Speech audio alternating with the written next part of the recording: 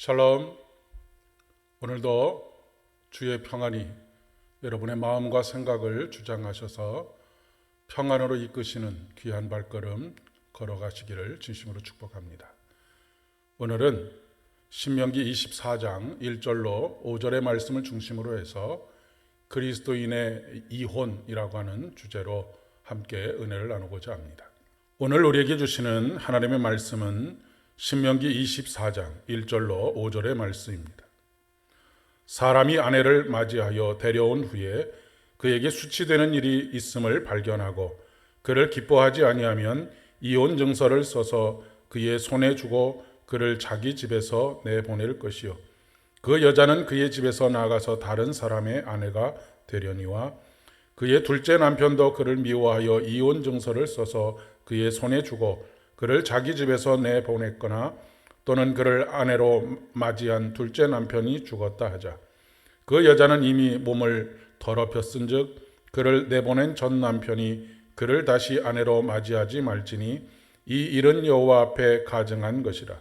너는 내 하나님 여호와께서 내게 기업으로 주시는 땅을 범죄하게 하지 말지니라. 사람이 새로이 아내를 맞이하였으면 그를 군대로 내보내지 말 것이요 아무 직무도 그에게 맡기지 말 것이며 그는 1년 동안 한가하게 집에 있으면서 그가 맞이한 아내를 즐겁게 할지니라. 아멘. 지난 2020년 한 해 우리나라의 이혼 건수가 10만 7천 건이었다라고 합니다.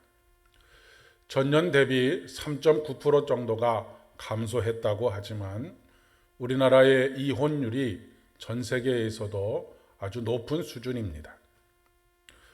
크리스천들의 이혼율도 이에 못지 않습니다. 또한 통계에 의하면 천주교나 불교를 믿는 사람들보다 개신교 교인들 중에 이혼을 하는 사례가 훨씬 더 많다라고 하는 이야기를 하기도 합니다. 요즘 TV를 보면 돌싱이라고 하는 말을 흔하게 사용하고 이혼한 연예인들이나 또 여타 사람들이 나와서 여러 가지 프로그램들을 진행하고 있는 것을 볼 수 있습니다.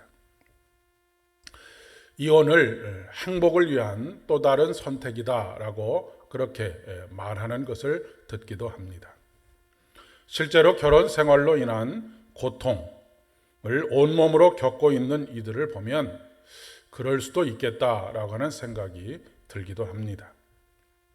현실은 이런데 교회는 이혼이라고 하는 단어 자체에 대한 아주 알레르기적인 반응을 가지고 있습니다. 때문에 이혼에 대한 사전 대응이라든지 하는 것에 대한 교육과 사후 대처가 미흡한 것이 현실입니다. 물론 이혼을 쉽게 생각하는 것, 그것도 문제입니다만은 그 이혼의 상황이 현실이 되었을 때 무조건 안 된다고만 하고 참고 살라고만 하는 것만도 아닌 참고 살라고 말할 수 있는 것만도 아니라고 하는 것이 딜레마입니다. 이혼을 예방하는 가장 첫 걸음은 결혼의 의미를 다시 되새기는 것으로부터 처음부터 결혼에 대한 의미를 잘 가르치고 교육하는 일로부터 시작해야 합니다. 사실 한국 교회는 대형 교회 이외에는 결혼을 앞둔 이들을 위한 말씀 교육이 거의 전무하다라고 해도 과언이 아닙니다. 이것은 사회에서도 마찬가지라고 이야기할 수 있겠습니다. 흔히 결혼 예비 학교라고 하는 것을 합니다. 그런데 이 결혼 예비 학교라고 하는 것도 결혼을 앞둔 그 남녀에게 하는 교육이지 그 이전부터 결혼의 의미가 무엇이고 하나됨의 의미가 무엇인지에 대한 사전의 가르침은 거의 전무하다라고 해도 과언이 아니겠습니다. 첫 단추를 잘 끼워야 다음 단추도 잘 끼우고 마지막 단추까지도 잘 끼울 수 있는 것이 아니겠습니까? 어린 시절부터 기본적으로 사람과의 관계를 맺어가는 데 있어서 훈련을 해야 합니다. 각 개인들과의 연합의 기쁨, 한 몸을 이루어가는 연습을 하는 것이죠. 지난 주일에도 말씀을 드렸지만 아담과 하와가 연합하여 한 몸을 이루라라고 하는 이 명령은 아담이라고 하는 말 자체가, 이름 자체가 사람이라고 하는 뜻을 가지고 있기 때문에 그것은 단순히 결혼을 위한 연합과 한 몸을 이루는 것이라고 하기보다는 조금 더 확장해서 모든 인간관계 속에서 이러한 관계를 맺어가야 한다라고 하는 것이죠.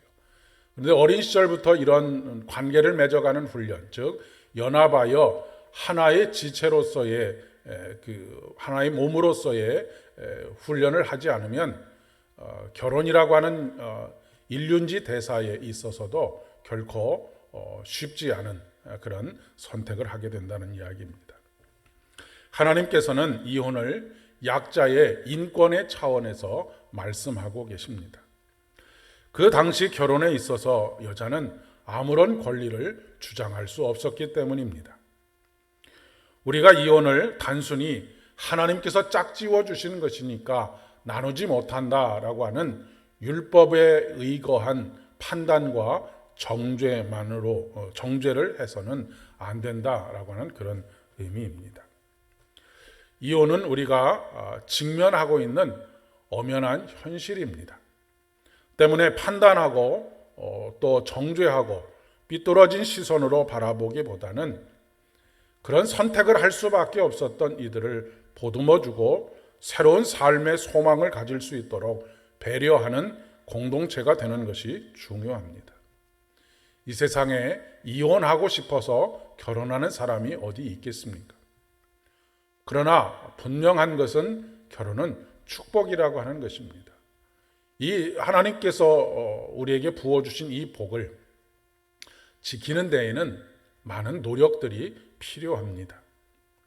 그것은 바로 오늘 말씀에 있는 것처럼 즐겁게 해주는 것입니다. 상대방을 즐겁게 해주기 위해서 시간을 내는 것이지요.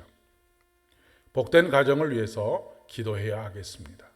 오늘도 복된 가정이 되어질 더 깊은 의미들이 깊어질 수 있도록 기도합니다. 함께 기도하겠습니다. 은혜가 풍성하신 주님, 가정이 깨어지고 깨어진 가정에서 자라나는 자녀들이 참으로 큰 상처와 아픔이 가득한 그런 사회가 되어가고 있습니다. 교회도 엄연히 직면하고 있는 현실입니다. 하나님께서는 언제나 약자의 편에 서시고 약자의 인권의 관점에서 이 문제를 다루고 계시는 것을 오늘 말씀을 통해서 깨닫습니다.